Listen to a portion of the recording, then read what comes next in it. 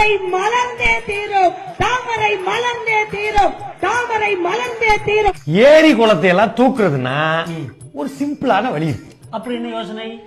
குளத்துல லேசா தாமரைய போட்டு விட்டா ஓரத்துல அது ஃபுல்லா படந்துரும். குளம் முழுக்க தாமரை இருக்க மாதிரியே இருக்கும். ஃபுல்லா தாமரை எந்த குளத்துல படருதோ சரி, அது ஆக்சிஜனை உள்ள விடாது. ஆக்சிஜன் உள்ள போல என்ன ஆகும்?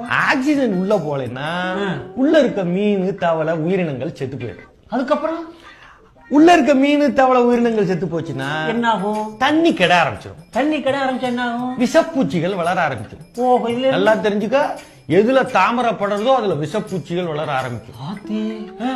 அப்புறம் அந்த தண்ணி கெட்டுதா, ஆமா, நம்மளும் பயன்படுத்தாம இருப்போம். யூஸ் பண்ணா என்ன ஆகும்? அப்புறம் குப்பை சேரும். அதுக்கப்புறம் நம்மளே குப்பையை கொட்டுவோம். அதுக்கப்புறம் அப்புறம் கொஞ்சம் மண்ணை போட்டு பிளாட் போட்டு வித்துடுவாங்க. ஓஹோ, இதுல இருந்து நீங்க தெரிஞ்சுக்க வேண்டியது என்ன?